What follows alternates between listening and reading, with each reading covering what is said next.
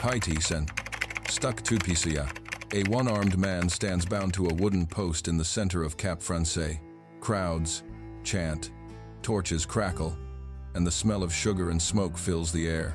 But instead of fear, he laughs a wild, burning laugh that silences the square. As the flames rise, he shouts, "You can burn my body, but you can't burn the wind." His name was François Mackandal, the man who turned poison into freedom. He was not born in chains. François Mackandal came into the world in the rich red soil of Congo, a land that still whispered to the ancestors through drums and wind. But that land was stolen from him before he was even a man. Like thousands of others, he was captured, branded, and forced onto a ship that smelled of salt, rot, and despair. Each wave of the Atlantic washed away a part of his name, his tribe, his language, until all that remained was silence and survival. When he arrived in Saint-Domingue, the French colony that would one day become Haiti, he was thrown into the sugar fields, the empire of pain. There, the sun was not light, but punishment. The air was thick with the smell of blood, molasses, and sweat. The overseer's whip cracked like thunder across the backs of men and women who no longer looked human in the eyes of their masters. Mackandal learned quickly that the plantation was a world built on cruelty and repetition, cutting cane, carrying bundles, tasting dust, bleeding, sleeping, and waking to do it again. The rhythm of suffering replaced the rhythm of drums. One day, while feeding the great grinding mill that turned cane into sugar, his sleeve caught in the gears. The iron teeth chewed through flesh and bone before anyone could react. His left arm was crushed, mangled beyond repair.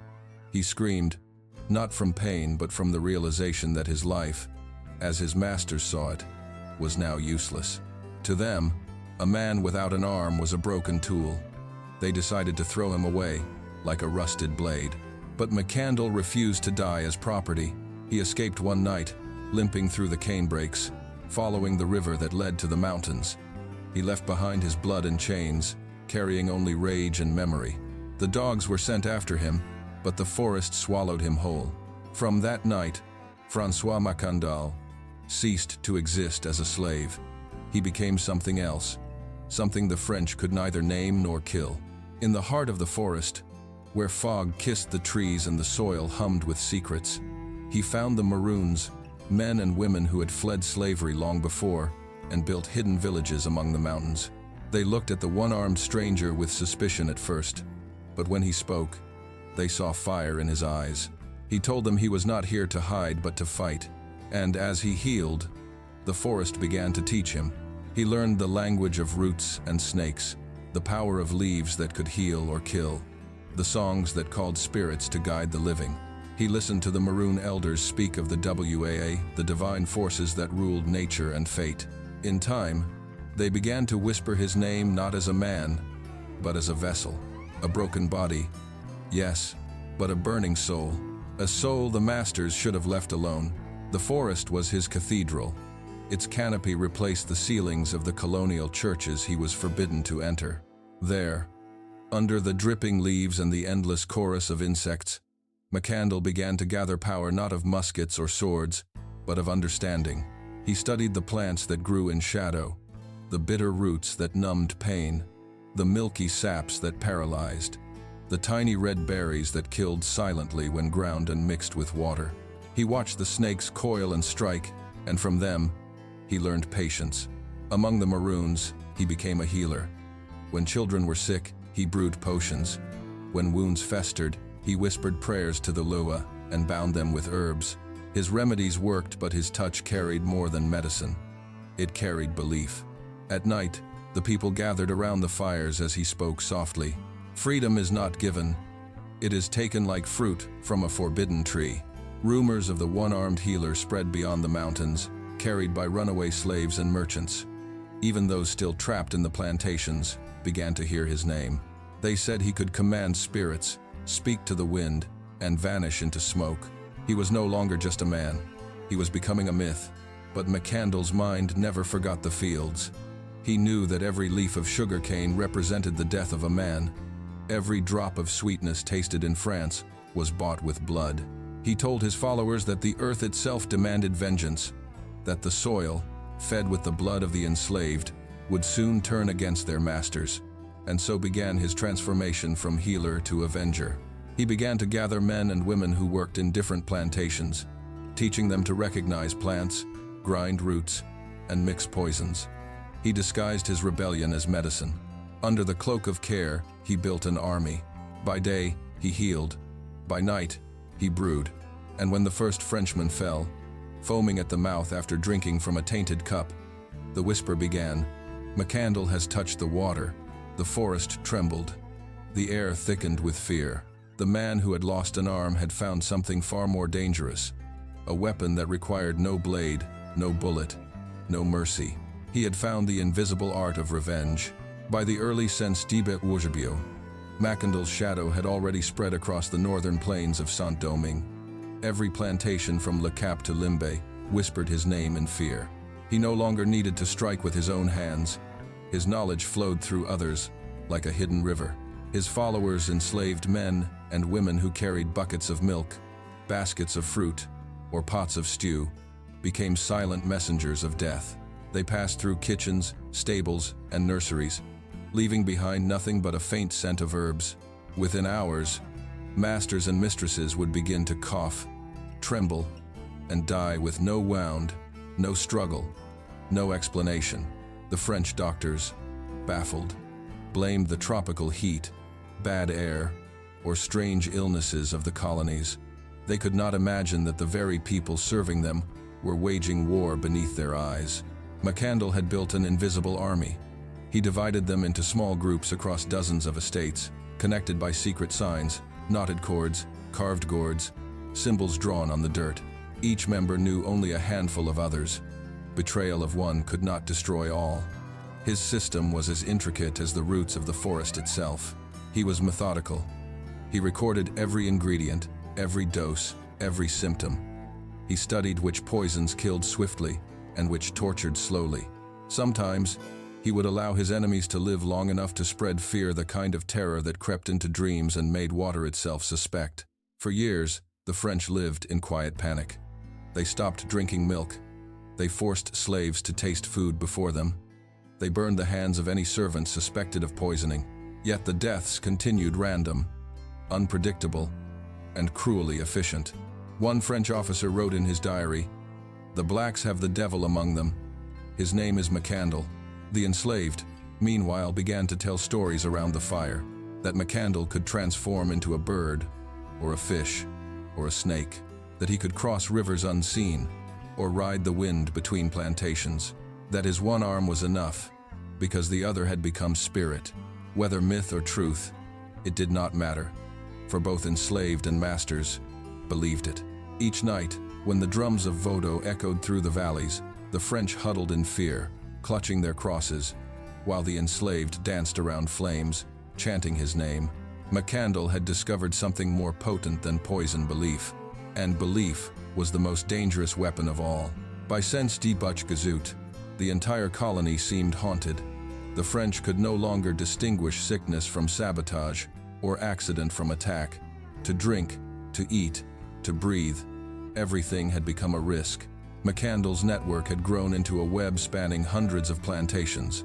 Each node was a worker, a cook, a stable hand, people invisible to their masters, yet essential to their survival. He called them children of the wind, for they moved unseen but everywhere. To maintain secrecy, Mackandal invented symbols, sigils drawn in ashes, patterns woven into straw mats, or hidden in the folds of garments. Even the songs sung in the fields carried coded messages. A verse about rain could signal a delivery. A rhythm on the drum could warn of betrayal. The French tried to suppress Vodou, declaring it witchcraft, but that only made it stronger.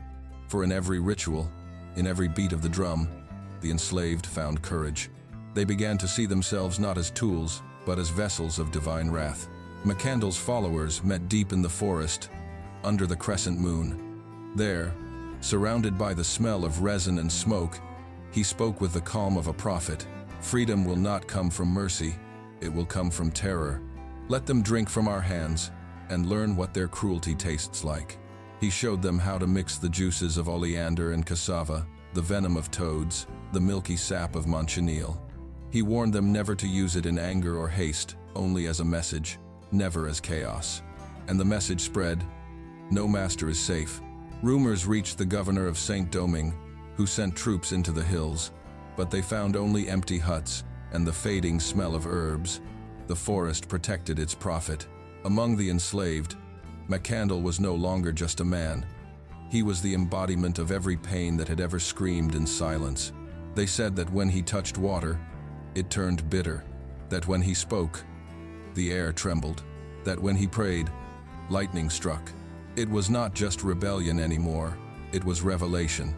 In Cap Français, the richest city in the Caribbean, French merchants locked their doors, terrified of their own servants. Some fled to France, others drowned their fear in rum.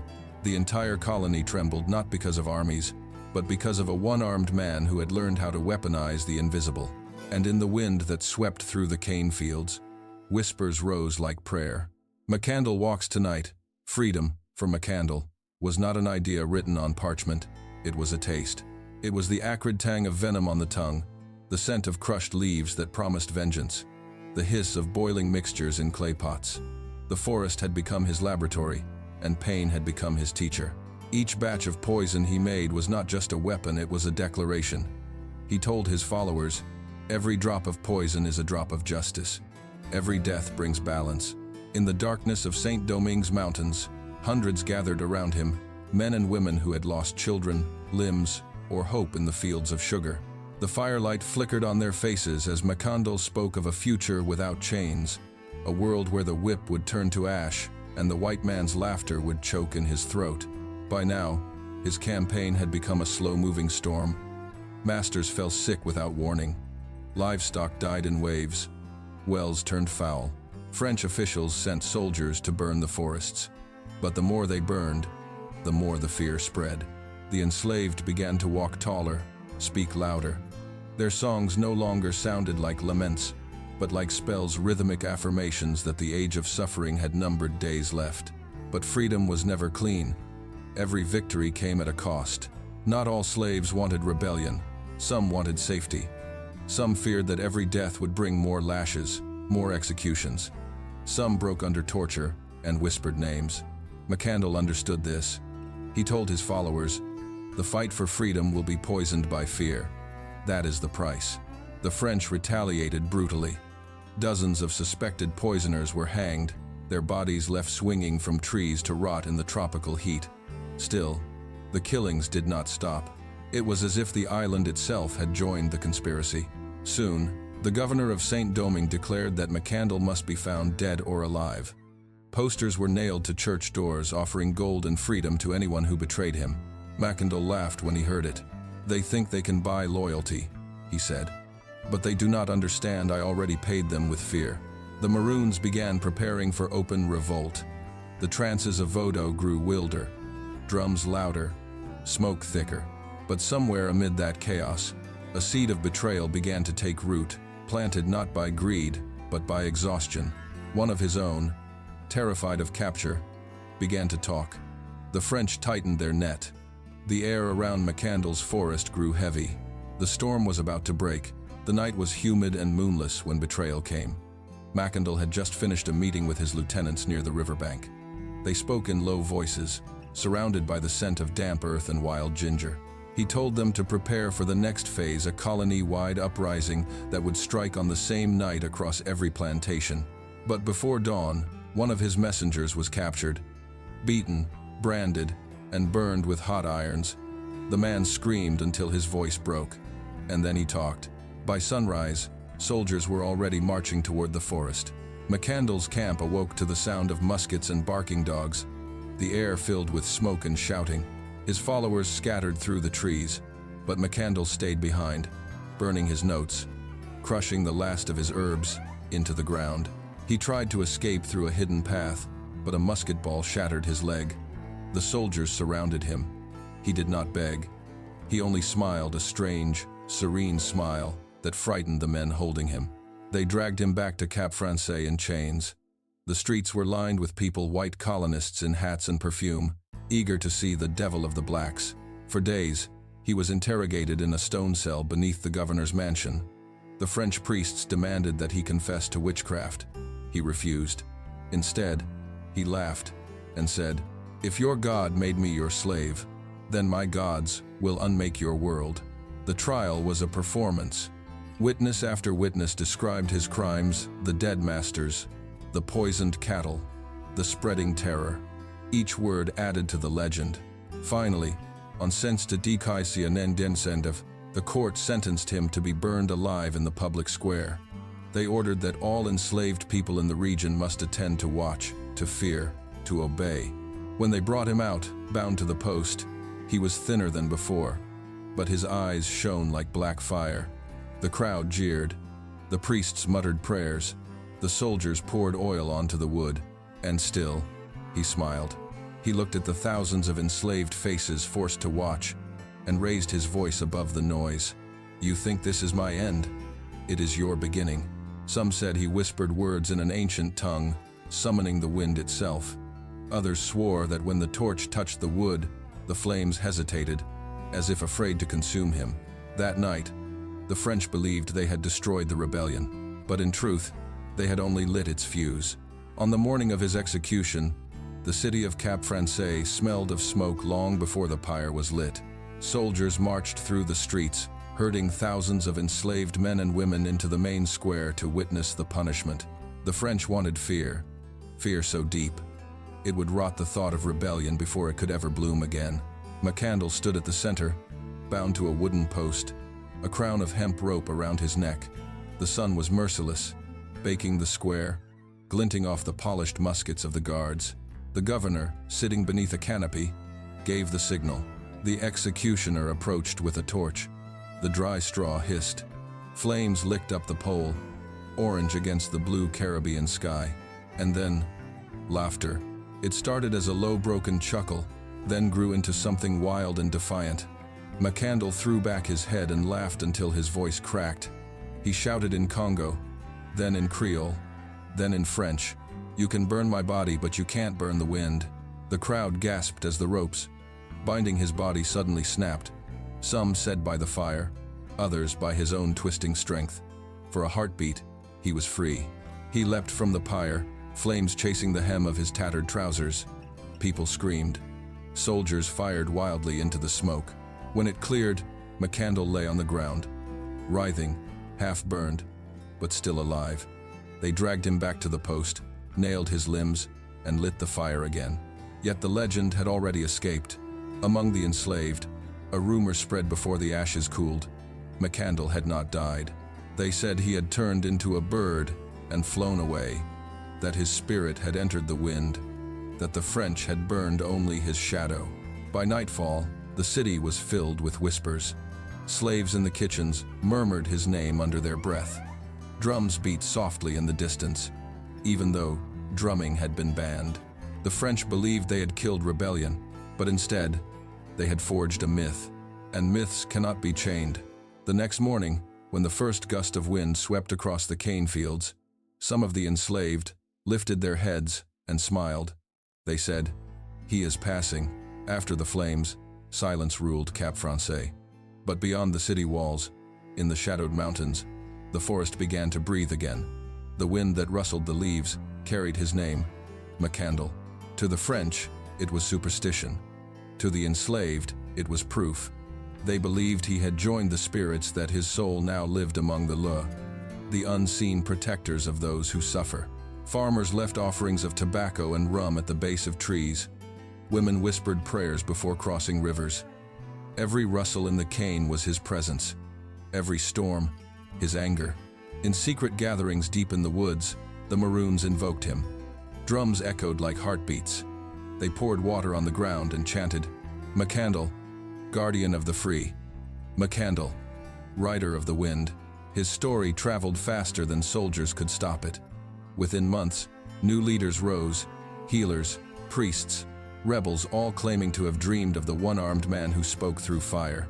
The French tried to crush these ceremonies, calling them witchcraft.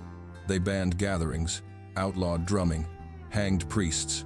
But the more they forbade, the more fervent the faith became, because what they didn't understand was that Mackandal's greatest weapon had never been poison, it was belief. He had transformed death into immortality. 30 years later, when the thunder of rebellion finally rolled across Haiti in Senstu Tkeku II, his name returned with vengeance. On the night the revolution began, under the flickering torches of the Boers Kayaman ceremony, the Vado priest Dutty Boekman led a prayer to the spirits of the ancestors, and among the names invoked was Mackandal. They said he was there, unseen, in the wind that bent the trees. The slaves rose in a wave of fury and faith.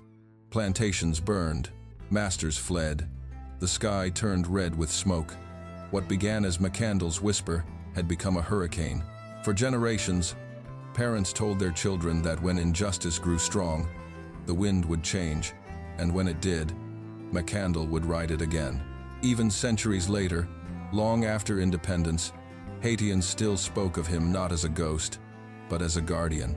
The French had burned a man, but the world remembered a spirit, and in the endless rustling of the sugarcane, in every breath of the Caribbean wind, the same voice seemed to return, laughing softly, defiantly. I did not die. I only became the air you breathe. 3 decades after the fire that was meant to erase him, the same island erupted in flames again, but this time, it was the plantations that burned. In Saint-Domingue, Saint-Domingue, once the richest colony of France, became a cauldron of vengeance. Drums beat through the night, and the enslaved rose with machetes, torches, and a fury older than the empire itself. The air reeked of smoke and salt, the same scent that had filled Cap Français when Mackandal laughed at his executioners. Those who led the uprising, Boekman Dutty, Jean-François Biassou, and later Toussaint Louverture and Jean-Jacques Dessalines invoked his name as a rallying cry.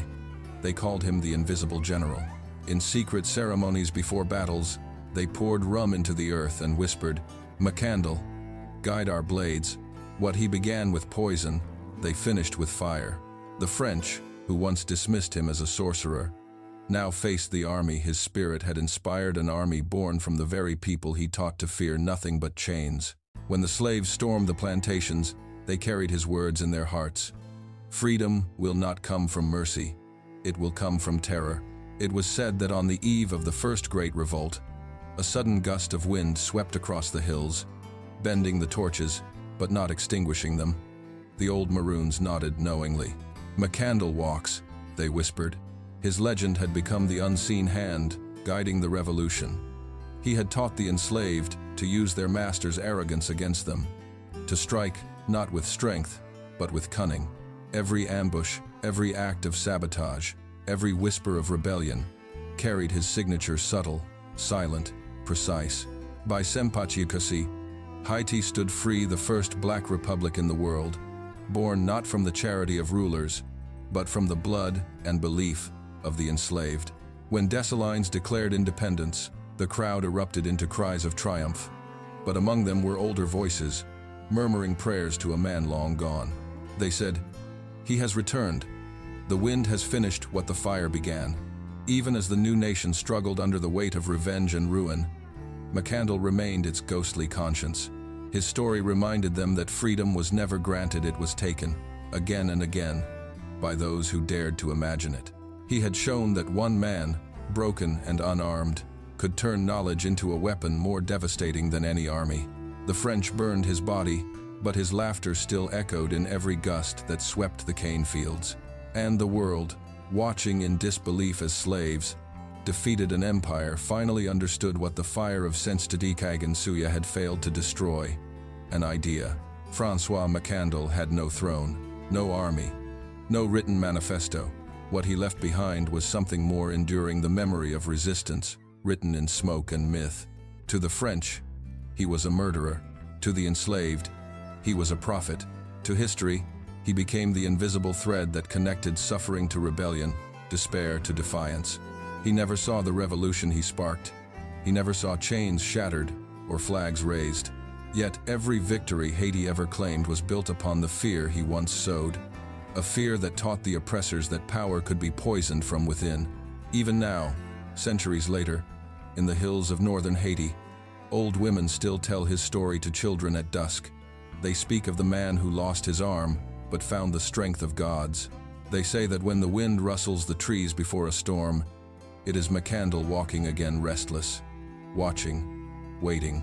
He has become more than a man, he is a lesson. That resistance can bloom from suffering. That knowledge can be sharper than swords. That even a single, wounded life can ignite the fire of nations. His tale reminds us that oppression always births its own undoing. That no empire, however powerful, can silence a whisper once it becomes faith. And in that whisper, carried from mouth to mouth, from drum to drum, his voice still speaks. If I must die, let my death be poison to the empire. History remembers kings, conquerors, and generals. But Mackandal's power lay in the unseen, in the shadows between myths and truth, in the moment when terror became liberation. He was the wind that carried rebellion across generations, invisible, unstoppable, eternal. And so, when Haiti celebrates freedom, it is not just the victory of swords, but the triumph of a spirit that refused to burn. François Mackandal, the one-armed healer, the poisoner, the prophet, still walks in the wind of every people who dare to fight their masters. For the wind, like freedom, cannot be killed.